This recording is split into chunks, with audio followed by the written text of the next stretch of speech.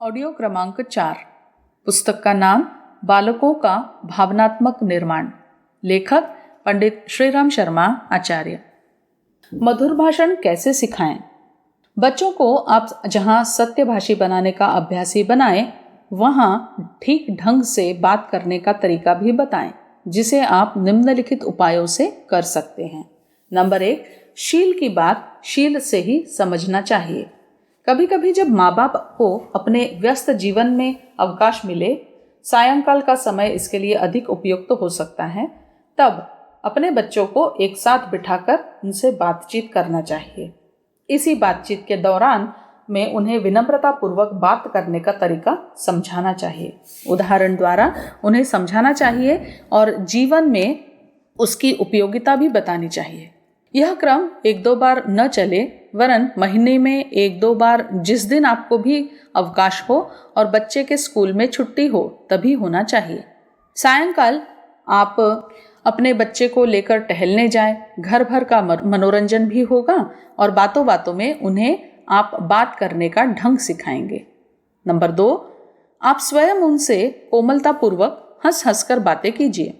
जिस समय आप उन्हें सिखा रहे हैं अथवा अन्य अवसरों पर भी आपके बात करने का तरीका बहुत ही सुधरा हुआ होना चाहिए। उसकी कसौटी यह है कि बात करते समय आपका चेहरा प्रसन्न रहे। ऐसा कभी प्रकट न हो कि आप क्रोधावस्था में बातें कर रहे हैं। दूसरी बात यह है कि आपकी बात से आत्मीयता, सहानुभूति एवं सच्चाई की झलक आती हो। ये तीनों गुण ऐसे हैं जो स्वयं श्रोता पर अपना प्रभाव डाल देते हैं। यदि आपकी बात में ये तीनों बातें हैं तो यह हो ही नहीं सकता कि उसका प्रभाव न पड़े। बच्चे का हृदय भी खुलेगा और वह घुल मिलकर आपसे बात करना प्रारंभ करेगा। तब आप देखते रहें कि बच्चे के बात करने में क्या दोष हैं। उन दोषों को भी आप धीरे धीरे समझा बुझाकर ठीक करें। नंबर 3, बात करने में किन शब्दों पर अधिक जोर दिया जाना चाहिए, किन पर कम, किस समय क्या बात करनी चाहिए, श्रोता के मूड को देखकर उसी के अनुसार बातें करनी चाहिए। इन रहस्यों को भी आप क्रियात्मक रूप से बच्चों को सिखाते रहें। नंबर 4, आपके घर में जब मेहमान आवे अथवा कोई भी मिलने जुलने वाले आवे, आप कहीं अपने बच्चों को लेकर जाएं, ट्रेन में यात्रा करें अथवा किसी भोज आदि में जाएं, तो ऐसे स्थानों पर आप ज्यादा से ज्यादा अपने बच्चे को बात करने का अवसर दें। आप कम बोलें अथवा अपनी समान आयु वाले से चाहे आप ज्यादा बात करें, लेकिन बच्चे को बात का अवसर अधिक दें। घर पर आने वालों को नाश्ता करने, खिलाने, कोई चीज लेने देने का अधिकांश कार्य आप बच्चे से लें। जिस प्रकार राजा अपने बड़े पुत्र को युवराज बनाकर राजकार्य में उसे हिस्सा बटा देता है, प्रजा से संबंध स्थापित करना, सेना संचालन एवं प्रशासकीय कर्तव्यों में उसका विधिवत सक्रिय सहयोग लेता है, उसी प्रकार आपका 15 वर्षीय पुत्र आपका उत्तराधिकारी है। अपने घर के आप राजा हैं तो वह युवराज है। उसे अपने सब कर्तव्यों को सिखाइए। जब आपके सामने वह गृहस्थी के कामों में हिस्सा बटाने लगेगा तो उसका अनुभव बढ़ेगा और जिम्मेदारी आवेगी। कर्तव्य को निभाने में सबसे बड़ी बात जो बच्चे को सिखानी है वह है सच्चाई के साथ बातचीत करके दूसरों की सहानुभूति प्राप्त कर लेना। यदि आपका बच्चा अपने बातों से दूसरों को मित्र बनाने और बड़ों की सहानुभूति प्राप्त करने में सफल होने लगे तो आप निश्चिंत हो जाइए और इस बात पर विश्वास कर लीजिए कि वह आपका योग्य उत्तराधिकारी निकलेगा। नंबर 5, घर में अपने साथियों से, बहनों से तथा माँ से व घर की अन्य स्त्रियों से वह किस प्रकार बातें करता है, इस पर भी आपको ध्यान रखना है। प्रायः यह भी होता है कि बच्चों की जिनसे पटती है या जिन लोगों से वह अपनत्व अनुभव करता है, उनसे तो उसके बात करने का तरीका दूसरे ढंग का होता है, और जिनसे उसकी पटती नहीं है उनसे वह अकड़ अकड़ कर तैश में आकर बातें करता है। आप इन बातों को चुपके चुपके देखते रहें और फिर बच्चे को समय पाकर प्रेम से समझावें कि उसे हर एक से ठीक ढंग से, सलीके से बातें करनी चाहिए, चाहे उससे अपनी पटती हो या नहीं। विचार भिन्नता रखना दूसरी बात है, लेकिन बेढंगे तरीके से बात करना किसी भी प्रकार शोभनीय नहीं है। नंबर 7, इसी प्रकार आप बच्चे के बाहरी क्षेत्र की देखभाल करते रहें। अब तो घर से अधिक उसका कार्यक्षेत्र बाहर है। स्कूल, बाजार, मोहल्ला आदि सब में उसका आना जाना है। वह अपने मित्रों के परिवारों से भी संबंध रखता है, उनके घर आता जाता है, बाहरी दोस्तों से पत्र व्यवहार भी करता है। इन सब पर आपकी निगाह रहनी चाहिए। कभी कभी जब आप स्कूल जाएं तो शिक्षकों को और बच्चे के सहपाठियों से पता लगाएं कि उसका आपसी व्यवहार कैसा है। यदि वह सत्य और शील को अपने आचरण में अपनाए हुए हैं तो निश्चिंत जानिए कि उसके शिक्षक, सहपाठी सभी उससे प्रसन्न होंगे और उसके प्रति उनकी सहानुभूति होगी। इसी प्रकार बाजार, मोहल्ला अथवा गांव में भी आप जानकारी रखें। एक सीआईडी के समान पता लगाने का कार्य न करें, क्योंकि इसका पता लगने पर आपका बच्चा आपसे द्वेष भाव रख सकता है। तब आपकी किसी बात का प्रभाव उस पर न पड़ेगा, लेकिन वैसे ही चलते फिरते बातचीत करते अगर आप अपने बच्चे का जिक्र ले आते हैं तो उससे सत्य बातें प्रकाश में आ जाती हैं। आपको पता चल सकता है कि तब आप भली प्रकार सोचिए कि जो बातें आप उसे सिखा रहे हैं उस पर वह कहाँ तक अमल कर रहा है। यदि उसमें किसी प्रकार की कमी दिख पड़े तो उसे सुधारने की चेष्टा कीजिए।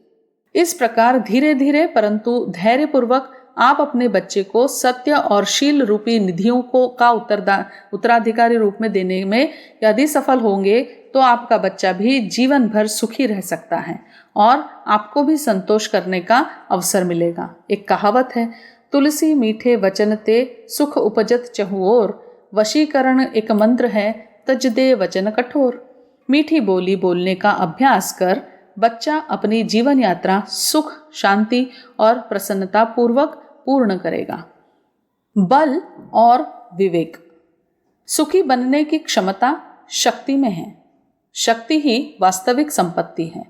जीवन को प्रकाशित, प्रतिष्ठित एवं संपन्न व सुस्थिर बनाने के लिए स्वस्थ शरीर और विवेक अर्थात दूरदर्शिता पूर्ण व्यवहार की आवश्यकता है। कमजोर व्यक्ति चाहते हुए भी कुछ कर सकने में असमर्थ होते हैं। शरीर बल इसीलिए सबसे बड़ा बल माना गया है कि इसके सहारे जीवन यात्रा चलती है। बचपन से बच्चे के शरीर को स्वस्थ रखने के लिए माँ बाप को हर संभव प्रयास करना चाहिए। वैसे तो एक समय था जब शरीर बल पर ही हमारी उन्नति अवनति निर्भर करती थी, लेकिन आज वैसी स्थिति नहीं है। बुद्धि बल की प्रधानता होती जा रही है, परंतु शारीरिक बल की आवश्यकता और उपयोगिता से कोई इनकार नहीं कर सकता। अच्छे स्वास्थ्य के लिए अच्छी खुराक, व्यायाम तथा स्वच्छता की आवश्यकता होती है। विटामिन युक्त भोजन बच्चे को दिए जाने की बात पिछले प्रसंगों में कही जा चुकी है। 14-15 वर्ष की आयु में बाजार की चटोरी चीजें खाने की लत पड़ जाती है। बाजार में जाने पर चाट खाए बिना उनकी जी नहीं मानता। इतनी चमकीली, स्वादिष्ट एवं तत्काल आनंद देने वाली चीजों का आजकल चलन हो गया है कि उनके आकर्षण से बच्चे का बच पाना बहुत कठिन है। लेकिन यदि सतर्कता रखी जाए तो इस ओर काफी प्रयास किया जा सकता है। व्यायाम करना, टहलने जाना, स्वच्छता रखने से बच्चे का स्वास्थ्य ठीक रहता है। लेकिन सबसे बड़ी बात यह है कि मनुष्य की मानसिक स्थिति का उसके शरीर पर सीधा प्रभाव पड़ता है। यदि किसी अच्छे भले युवक को यह भ्रम हो जाए कि वह बीमार है तो उसका बीमार हो जाना संभव है। इसके विपरीत यदि कोई लड़का यह विश्वास कर ले कि वह स्वस्थ है तो उसका स्वस्थ हो जाना संभव है। विचारों की शक्ति के इस रचनात्मक एवं ध्वंसात्मक परिणामों से कोई इनकार नहीं कर सकता। शरीर की अपनी कोई इच्छा नहीं, कोई राय नहीं और कोई अधिकार नहीं। मस्तिष्क सारे शरीर का सम्राट है और इस पर राज्य करता है। उदाहरणतः जब वह देखता है कि शरीर जिस सड़क पर चल रहा है उसी सड़क पर सामने से मोटर आ रही है तो तुरंत एक ओर हट जाने की आज्ञा देता है। शरीर हट जाता है और खतरे से बच जाता है। हमारे हाथ, हमारे पांव, हमारी आंखें, हमारा सिर हर खतरे और हर दुर्घटना के समय मस्तिष्क की आज्ञाओं के पालन के लिए तैयार रहते हैं। परंतु यदि मस्तिष्क ड्यूटी पर न हो, यह नींद, नशे या अचेतनता की अवस्था में हो, तो इसके अतिरिक्त कोई शक्ति ऐसी नहीं जो हमारे शरीर को खतरे या दुर्घटना की चेतावनी दे सके। मानसिक स्वास्थ्य की सुरक्षा। मस्तिष्क जीवन की धुरी है। वातावरण से प्रभावित होकर यह जितना निराशा, दुख, हर्ष और आनंद प्राप्त करेगा, उतना ही यह सब शरीर पर अच्छा या बुरा प्रभाव डालेगा। जिस युवक का मानसिक स्वास्थ्य अच्छा नहीं, वह सदा चिंताग्रस्त रहता है। जो जीवन को आशावादी के बजाय निराशावादी दृष्टिकोण से देखता है, अपने आप को कल्पित खतरे से घिरा समझता है और भविष्य में आने वाले कल्पित दुखों से भयभीत रहता है, उसने एक प्रकार से जानबूझकर अपने शरीर में कीटाणुओं को पलने दिया है, जो उसे घुन की तरह खाते रहते हैं। उसके स्वस्थ हो रहने के विषय में कुछ विश्वासपूर्वक नहीं कहा जा सकता। जिसे अपने स्वास्थ्य से प्रेम है, उसे अवश्य ही अपनी मानसिक स्थिति बदलनी पड़ेगी। मानव मस्तिष्क की स्वास्थ्य बाधक बहुत सी विकारयुक्त भावनाएं हैं। क्रोध का प्रभाव पेट पर बुरा पड़ता है। यह रक्त को पानी की तरह पतला कर देता है। चिंता, घृणा, ईर्ष्या, घबराहट, निराशा, रोष, उदासी, बेदिली और चिड़चिड़ापन आदि भी भय के ही घातक परिणाम हैं। इसी प्रकार चिंता भी शारीरिक स्वास्थ्य की शत्रु है। बहुत से लोग अपने बच्चों को अच्छा खाना खिलाते हैं, व्यायाम आदि पर भी बल दिया करते हैं, फिर भी वे स्वस्थ नहीं रहते। चिंता ने उन्हें रोगी बना रखा है। ऐसी घटनाएं देखने और सुनने में आई हैं कि चिंता के कारण एक ही रात में सारे बाल सफेद हो गए। ईर्ष्या भी मस्तिष्क की स्वास्थ्य घातक अवस्थाओं में शामिल है। किसी ईर्ष्यालु व्यक्ति के मुंह पर कभी ताजगी और प्रसन्नता दिखाई नहीं दे सकती। भ्रम और भय का बड़ा निकट संबंध है। ये दोनों बच्चे के जीवन के बहुत बड़े शत्रु हैं। जिस युवक को कोई भ्रम होगा, उसे कोई न कोई भय अवश्य परेशान करता रहेगा। जिस लड़के ने भ्रम और भय को स्वीकार कर लिया, उसकी इच्छा शक्ति और सुरक्षा शक्ति दोनों ही बेकार रह जाएगी। वह युवक बड़ा भाग्यवान है जिसकी मानसिक अवस्था आशापूर्ण और स्वस्थ है। परंतु स्मरण रखना चाहिए कि किसी भी व्यक्ति की मानसिक अवस्था उसके बाल्यकाल के शिक्षण और वातावरण से ऊंची नहीं हो सकती। जो माता पिता हर समय अपने बच्चे को डांटते डपटते हैं, उन्हें लज्जित करते और मारते पीटते रहते हैं, उनके नन्हे हृदयों को कटाक्षों से घायल करते रहते हैं, उन्हें देवों, परियों और जिन्नों के किस्से कहानियां सुनाकर कायर बना देते हैं, उन्हें प्रशंसा, आदर और मनोरंजन से वंचित रखते हैं, उनके बच्चे मानसिक तौर पर जीवन भर बच्चे ही रहते हैं। उनके मस्तिष्क पर हर समय निराशा और उदासी की छटा छाई रहेगी। वे किसी कठिनाई, किसी दुर्घटना और किसी रोग का बहादुरी से सामना नहीं कर सकेंगे तथा वे अपना सारा जीवन सहम कर ही बिताएंगे। प्रशंसा, हर्ष और प्रोत्साहन से परिपूर्ण बचपन ही जीवन भर के दृढ़, महान, निर्भीक विचारों और अच्छे स्वास्थ्य की आधारशिला बनता है। अच्छे स्वास्थ्य के इच्छुक युवक को अपने विचारों की पवित्रता और शिष्टता की ओर भी अवश्य ध्यान देना पड़ेगा। उसे सभी मानसिक बुराइयों से बचना होगा। मेरा अपना अनुभव है कि झूठ बोलने से स्वास्थ्य पर बुरा प्रभाव पड़ता है। झूठ बोलने वाला व्यक्ति को हर समय चिंता रहती है कि उसकी पोल न खुल जाए। चुगली भी स्वास्थ्य की शत्रु है। चुगली करने वाले को सदा यह भय रहता है कि मैंने जिस व्यक्ति के यश पर धब्बा लगाया है, वह मेरी चुगली को जानकर मेरा शत्रु बन जाएगा। ईर्ष्या और प्रतिक्रिया की भावना बच्चे के उठते रक्त को जला डालती है। इसलिए आवश्यक है कि इन दोषों से स्वयं भी बचा जाए और अपने बच्चों को भी बचाया जाए। इसके साथ साथ अपने मन में उच्च नैतिक विचार भरने चाहिए। प्रसन्नता, क्षमा, उपेक्षा, सत्यवादिता और ईमानदारी द्वारा अपने स्वास्थ्य की रक्षा की जानी चाहिए। महात्मा आनंद स्वामी ने एक स्थान पर लिखा है कि जिस युवक को स्वस्थ रहने की कामना हो, उसे प्रसन्न रहना चाहिए। कठिन से कठिन घड़ियों में अपनी प्रसन्नता को त्यागना न चाहिए। चेहरे पर मुस्कुराहट सजती रहे। खूब खिलखिलाकर हंसना स्वास्थ्य के लिए बहुत गुणकारी होता है। कुछ भी हो, प्रसन्नचित रहना स्वस्थ जीवन की निशानी है। संसार में सुख दुख, हर्ष विषाद, आराम तकलीफ, संयोग वियोग लगा ही रहता है। कौन ऐसा है जिसे इन झूलों में झूलने का अवसर न मिला हो? लेकिन विपरीत परिस्थितियों में भी प्रसन्नता को हाथ से न जाने देना चाहिए। स्वास्थ्य हमारी अमूल्य निधि है। स्वास्थ्य को खोकर बच्चा अपना सुख और सौभाग्य को खो बैठता है। इसलिए हर संभव तरीके से इसकी रक्षा करनी चाहिए। केवल खुराक, व्यायाम और स्वच्छता पर ही निर्भर न रहकर महत्तम प्रकृति प्रदत्त शक्ति, विचार और कल्पना से भी लाभ उठाना चाहिए। अपने दैनिक जीवन की प्रत्येक क्रिया में विचार की आत्मा समानी चाहिए। सैर करने निकले तो यह समझे कि शरीर की नाड़ियों में रक्त की गति हो गई है। हरे भरे खेतों और दूर दूर तक फैले हुए दृश्यों को देखते हुए आशा रखें कि आंखें स्वस्थ हो रही हैं। संसार सागर की यात्रा के लिए हमारा शरीर एक नाव। शरीर के ऊपर हमारा पार उतरना या डूबना बहुत कुछ निर्भर करता है।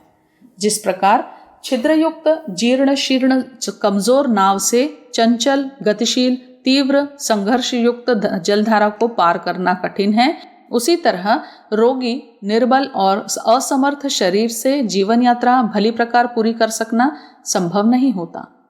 विजय, सफलता, आनंद और उल्लासमय जीवन बहुत कुछ स्वस्थ एवं बलवान शरीर पर निर्भर करता है। शरीर मनुष्य के लिए एक ऐसी ईश्वरीय देन है जिसके अभाव की पूर्ति संसार में अन्य कोई भी वस्तु नहीं कर सकती। दुर्बल आंख की क्षतिपूर्ति चश्मा लगवाने से नहीं हो सकती। कमजोर एवं खोखले दांतों के स्थान पर नकली दांत लग तो जाएंगे, परंतु वे प्राकृतिक दांतों की तुलना कहाँ कर सकते हैं। केवल मुंह को पोपला लगने से बचाए रख सकने भर की सामर्थ्य उनमें होती है। एक महात्मा के पास एक गरीब निर्धन व्यक्ति गया। गिड़गिड़ाकर अपनी दीनता की कहानी सुनाते हुए दुख दूर करने की याचना की। पैरों पर गिरकर करुण कहानी सुनाने लगा कि सायंकाल भोजन के लिए भी एक पैसा नहीं है, कोई साधन नहीं कि जिससे कोई रोजगार करके जीविका निर्वाह कर सकूं। महात्मा जी चुपचाप सब सुनते रहे। फिर बोले, तू तो कई हजार माल अपने पास रखे हैं, फिर मेरे सामने भिखारी बनने का स्वांग क्यों करता है? गरीब बेचारा चौंका और बोला, महाराज, मैं आपसे असत्य नहीं बोल रहा हूँ, मेरे पास एक फूटी कौड़ी भी नहीं है। महात्मा ने, अच्छा सुन, तू अपने दोनों हाथ मुझे दे दे और बदले में 2000 रुपये नकद मुझसे ले ले। भिखारी बेचारा सोचने लगा, फिर थोड़ी देर बाद बोला, नहीं स्वामी जी, 2000 लेकर मैं अपने हाथ देकर जीवन भर के लिए लूला बनना नहीं चाहता। तब महात्मा जी ने कहा, अच्छा, अपने दोनों पैर ही 2000 में मेरे हाथ भेज डाल। गरीब सोच में पड़ गया। थोड़ी देर बाद उसने उत्तर दिया, नहीं स्वामी जी, 2000 रुपये लेकर जीवन भर के लिए पंगु बनना स्वीकार नहीं है। तब फिर महात्मा बोले, अच्छा ले, 4000 देता हूँ, अपनी दोनों आंखें दे दे। भिखारी ने फिर सोचकर इनकार कर दिया। अंधे बनकर जीवन काटना उसने किसी भी प्रकार स्वीकार नहीं किया। इसी प्रकार महात्मा ने अन्य अंगों का मूल्य लगाया, लेकिन किसी पर भी वह भिखारी देने को राजी न हुआ। तब अंत में महात्मा ने कहा, अरे मूर्ख, तू कई हजार का नहीं, कई लाख, कई करोड़ कीमती सामान रखे रहकर अपने को भिखारी कहता है। यदि तू इन सबका सदुपयोग कर इनका मूल्य समझ ले तो अपनी गरीबी के साथ सैकड़ों की गरीबी दूर करने की सामर्थ्य तुझ में छिपी है। वास्तव में हम अपने शरीर की कीमत नहीं करते। किस अंग विशेष का मूल्य हमें तब मालूम होता है जब वह हमसे छिन जाता है। आँख फूटने के बाद आँख का, दांत टूटने के बाद दांत का, बहरे होने पर कान का मूल्य हमें मालूम होता है।